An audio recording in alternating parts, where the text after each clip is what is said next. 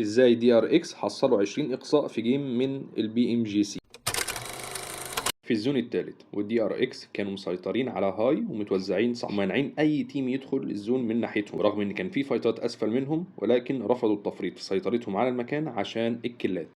ومع الزون الرابع تيم انفلونس بيقرر يبوش على دي ار اكس واللي اقصوهم بسبب توزيعهم وصلابة سيطرتهم على الهاي. وعاوزك تلاحظ لاعب دي ار اكس اللي كان بيسكاوت الجهة التانية اثناء الفايت وبيأمن ظهرهم من اي ثيرد بارتي.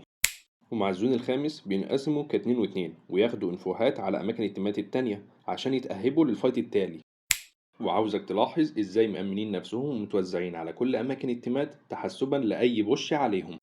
واللي بيحصل ان مع الزون السادس الدي ار اي بيحاولوا يدخلوا كطرف ثالث على تويستد مايند وان ار زد. قرار غريب من سايلنس انه قرر يبش على لاعب الدي ار اكس الوحيد في الجهه دي، ولكن لاعب رقم 2 للدي ار اكس بيقصي فريق لجنة مكاريا باكمله. وخطأ تاني من تيم اف ال في انهم يدخلوا كطرف ثالث على فايت خلص، يعني دخلوا في توقيت غلط ومش بمتابعه جيده للكيل فيد، ولا حتى سكاوتر كان بيتابع الفايت من اوله، واللي بيتدرجوا غلطهم ويسحبوا للزون. واللي حصل بعد كده ان الخريطه كلها كانت تحت تيم دي ار اكس وحصلوا كيلات وكسبوا الجيم ب 20 كيل.